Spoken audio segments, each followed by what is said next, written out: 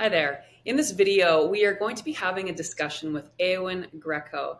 I asked her to come on and share her journey with block therapy. She's been a member for, I think, a few years now, and she has always been a very impactful person in our community groups, on our calls. She offers so much assistance and guidance, especially when it comes to what she specifically is dealing with. So, Eowyn, I just want to thank you so much for being on this call and for sharing with everybody your feedback to the process and to what you've gone through in your body is so helpful. Why don't you just dive in and share a little bit about your journey before block therapy, and then we'll just continue the conversation. Okay. I've been thinking about that a lot.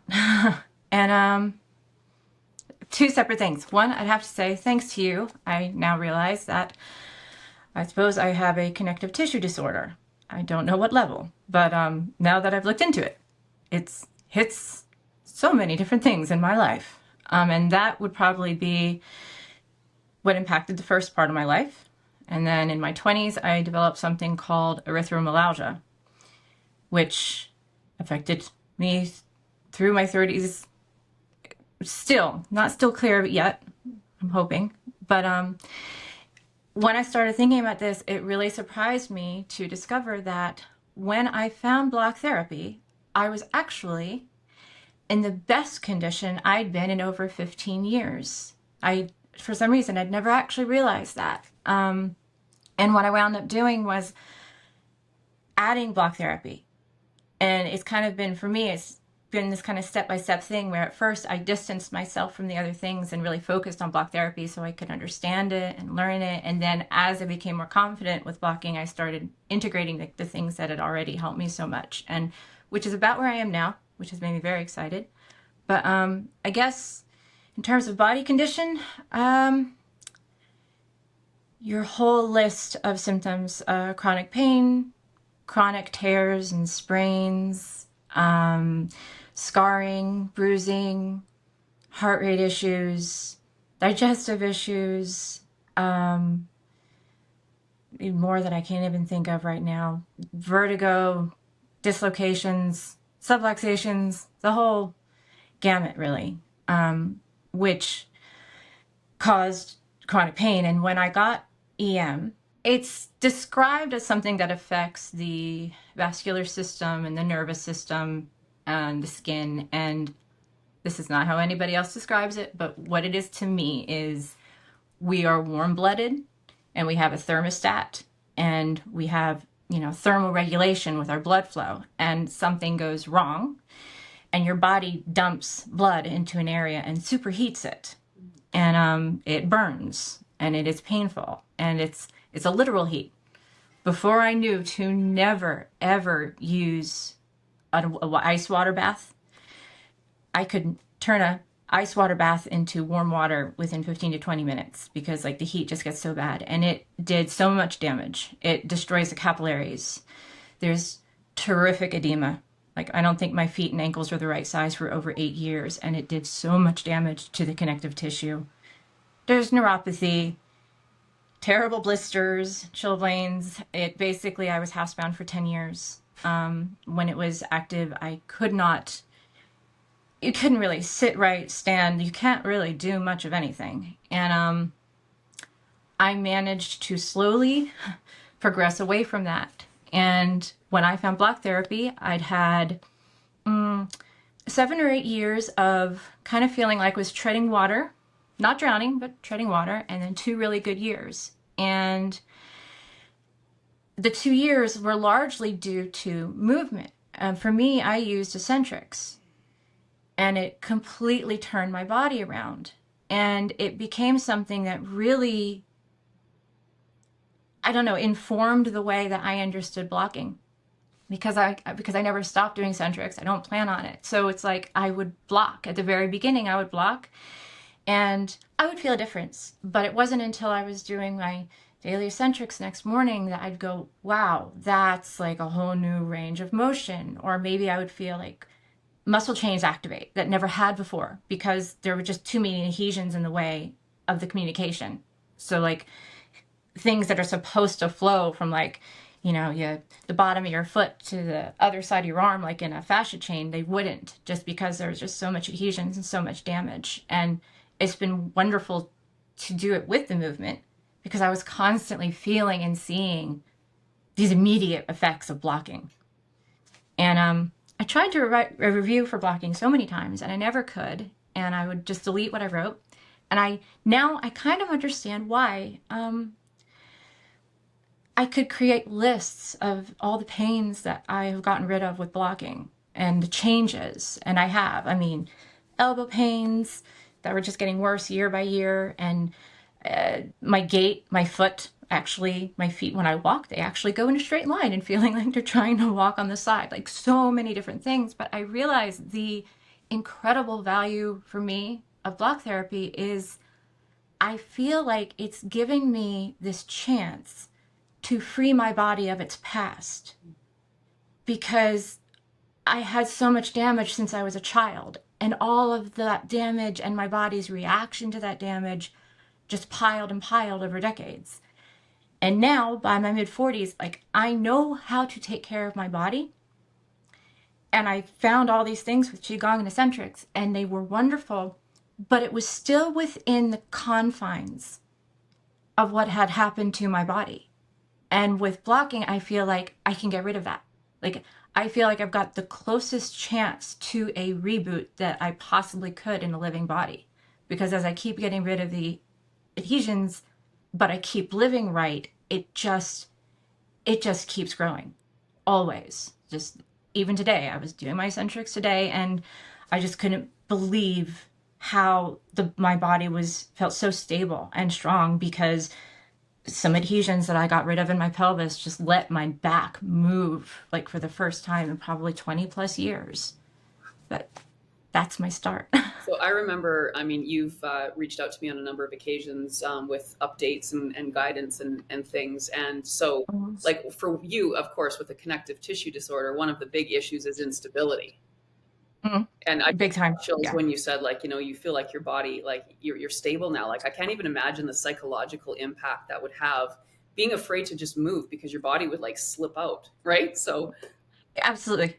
It's kind of weird. My body, like, it was, there was this one moment when I started really releasing some of the adhesions and I did something and then my hip like slipped out for the first time in like years. And I was like, okay, I know getting rid of adhesions is a good thing, but I had to calm myself down, like, because they were in a weird way, they were holding me stable. yeah. Well, I don't know about stable, but locked in place.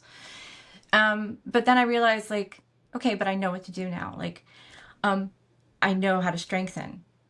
Like I know how to, go with your strengthening classes to do the isometric, the activation, and then move that into movement. And like, it took me, I don't know, it probably took me 2 weeks. Like when my hip got freed and it started slipping out, it probably took me maybe 2 weeks to just really focus and build up the muscles and have stability. I kept focusing on it, but it's like incredibly strong now. I realized that's what my shoulder had been bothering me for months, but I had the wrong idea about it. I think it was the exact same thing as my hip. I lost some adhesions. It was slipping out.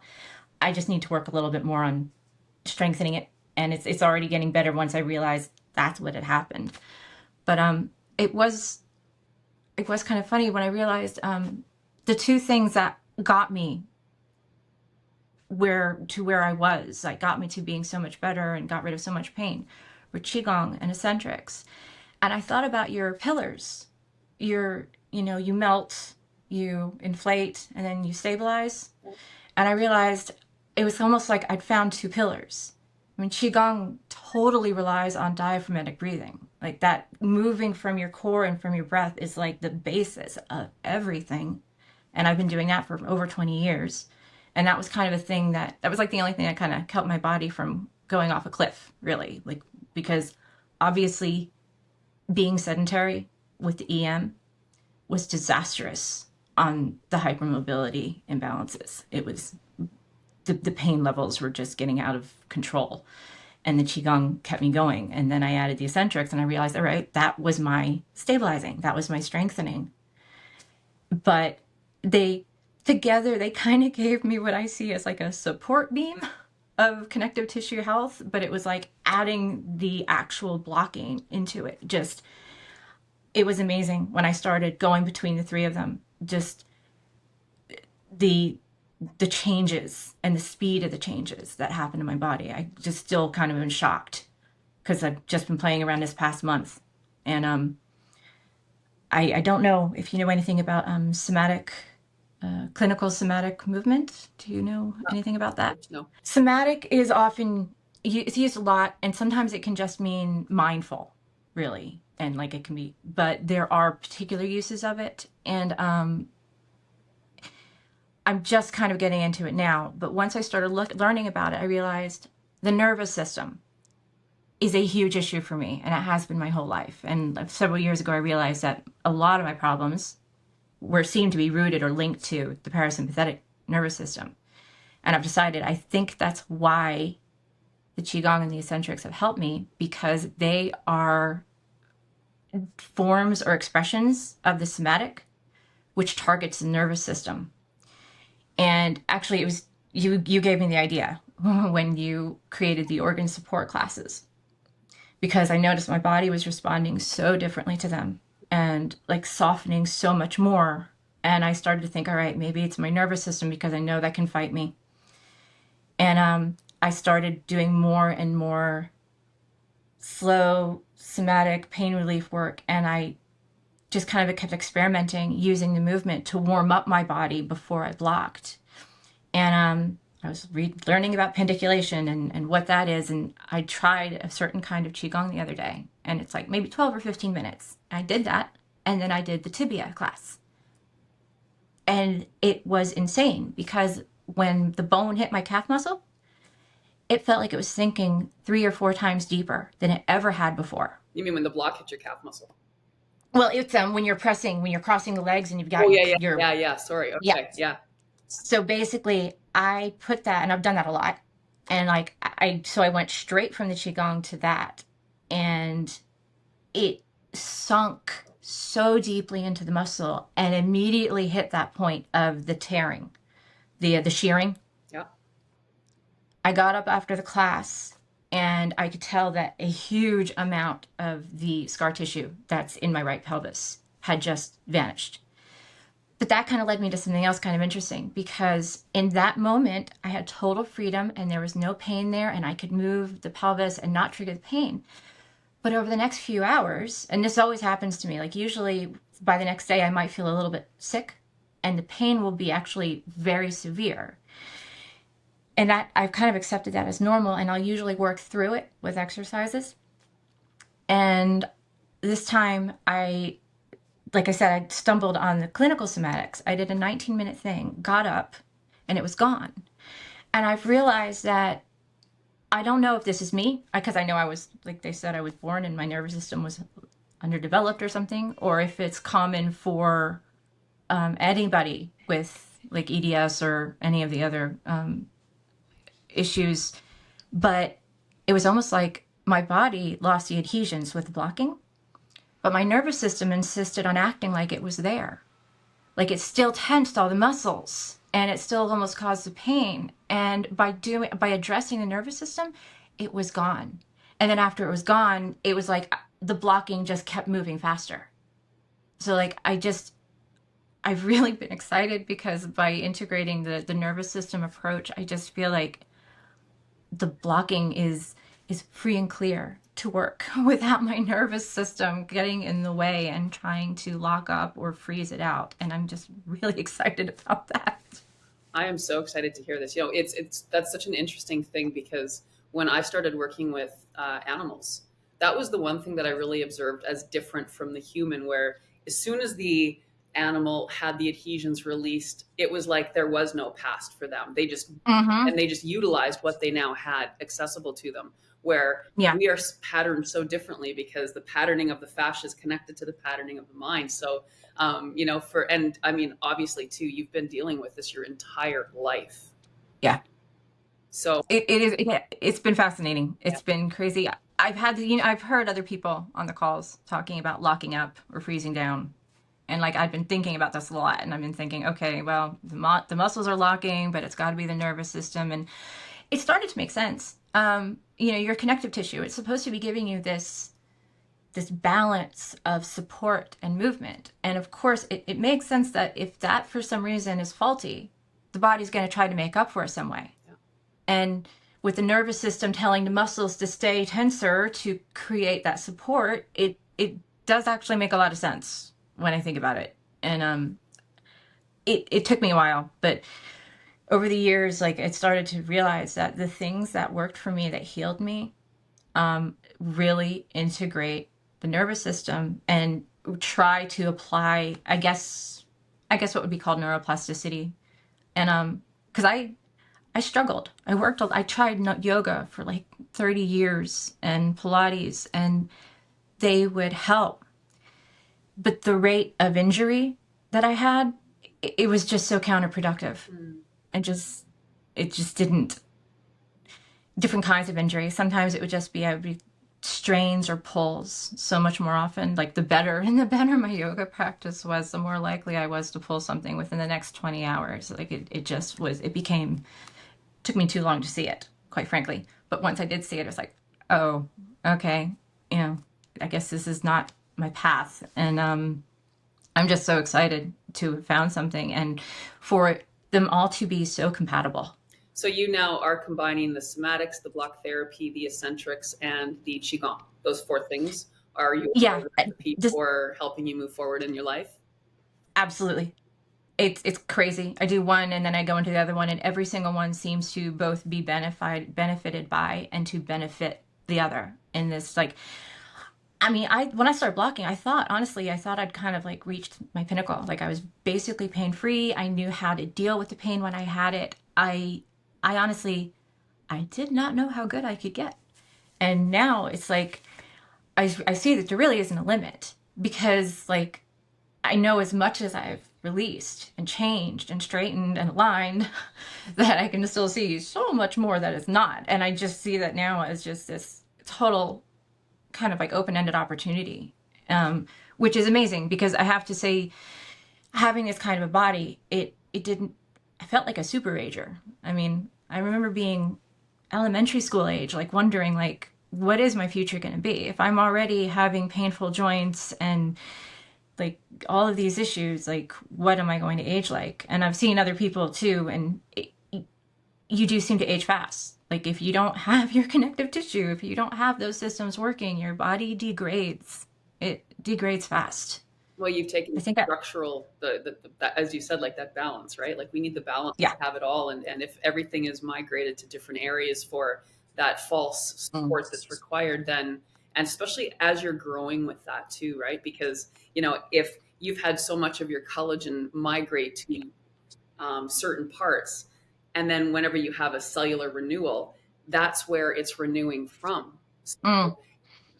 Like, I love that you said at the beginning how, like, you feel like now you are able to address your past, Mm. because that's what's so exciting for me, and to hear you say this, because and also the fact that, like, we need complementary modalities depending on what our bodies are going through and what we're dealing with. And that's why I was so excited to bring you on, because you have a very, very specific story that started from the get-go in your life. And I can only imagine, again, like that psychological play that it would do, where you're just uncertain with just movement, let alone what's my future going to be like. So I just, I remember you from how long has it been? 3 years now that you've been blocking? I a little. I don't even think it's been that long. Okay. It's been over two, Yeah. but I'm having a hard time figuring out what time of year it is. But But the difference in you, like in just your whole vibration, your appearance, all of it, like, mm-hmm. I'm so very excited for you, because as you know, there is no limit. And for you to No. say that just excites me so much, because if the rest of your number of decades that you're here for, if they can be filled with joy and ease of movement and manageable pain, we all have pain. So um, then that clears the way for you to, suddenly tap into what makes you feel joy. I have to, before I say, I do want to thank you so much for all of your help and designing this. And because it's just been, once I started like talking to you, I started to understand so much more, both about like the blocking and what was happening with my body. And it just helped so, so, so much. But to what you were saying, it is, it is kind of easy to get distracted in this society about like what priorities are. And I have to say that I did learn that the number one priority in life is you have to be able to stand to be alive in your body. Like that truly is the baseline. Because if you, when you have so much pain that you can't relax, you can't sleep, you can't do anything, it drives you crazy. I mean, it breaks your sanity for sure.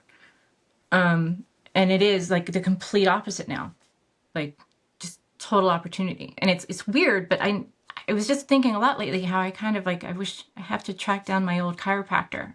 He said something to me when I was about 16. He he was very upset, but he said, I'm really sorry, but I can't actually do anything for you. He said, "Rod, the problem is if something doesn't change, you are going to need a double hip replacement before your early 30s." And I realized that it was after he told me that I could changed everything. Like I stopped dancing. I would only do things if I found that they had like a restorative or rehabilitative aspect.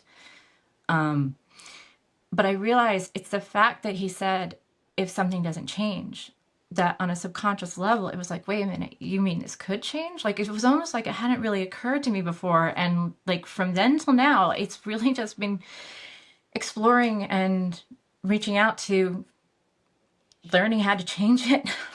And yeah, I'm so happy with like these combinations of what I've found. It's amazing. Absolutely amazing. Well, Eowyn, I can't thank you enough for your authenticity, your vulnerability, your offering to share your story, because I'm sure there are so many people out there that are also in your situation. As much as it's not overly common, I'm sure there's tons and tons of people that are stuck and locked and lost, and they have no hope. And for you to have shared what you've shared, it just like I was getting goosebumps because I can feel your knowing. It's not even hope anymore. It's a knowing. Mm-mm. Knowing that It's you're knowing. not done, but you're still gonna like you can still move and you can still improve and you can still like, create change for yourself. And it started from a very, very dark, painful, Yeah. unstable place. And here you are. And it has been 2 years, but in the construct of your entire life, it's only been 2 years. Yeah. Yeah. It is. I think it can be. I have seen other people, and it is. It's kind of like painful to be in that place where you don't think there's a way out. Yeah. It's Well, completely debilitating. yeah, and then you're in a prison for of I mean it's not of your own making, but I mean it's your body's it's a prison. If you can't move without pain and sleep, like oh my gosh, Yeah. that's huge. You were talking about the psychological. I mean, it is, when I was young, I guess I just thought of myself as something was wrong with me and I was weak. Mm, Like, that was like kind of like the long-term thing that was just always there in my head. It's like, why can't I do anything right? Like, why do I hurt myself every time I do anything that like everyone around me is doing? But in a weird way, I'm still glad I didn't have a diagnosis when I was young because like my mother and I, we just dealt with it symptom by symptom, which I think was right for them. But in hindsight, it is kind of nice to step back and say, there's not 100 things wrong with me. There's one systemic thing. It's like kind of calming, yeah, if that makes sense. absolutely, it does. Because then you have something to bite into and a path to follow, and you Mm, found your path. And again, it's like I so encourage people to find those additional modalities that support what you need, and it will be different for everybody depending on what we're starting with. But mm-hmm. um, Eowyn, again, I'm so very, very grateful for you sharing, and I know you've been very gracious. If anybody has ever wanted to reach out and ask your advice and guidance, that you've offered that up. So appreciate that incredibly. And to all of the listeners out there, I'm sure this has really inspired you, especially if you're in any kind of state like Eowyn was in the past. And do you have any last words for our listeners? Keep at it and don't get sidetracked by targeting areas of your body. Hmm. If you find out you've got an anchor, work on your anchors because your anchors are going to work on your whole body.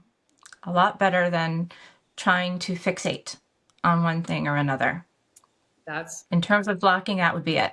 Yeah, that's great advice. I still get caught in doing it. You get pain in your hip. It's like, I'm gonna go block my hip. Like, Hmm. no, that's not where Yeah. it's coming from. So you've learned your cause sites, no doubt, through this journey.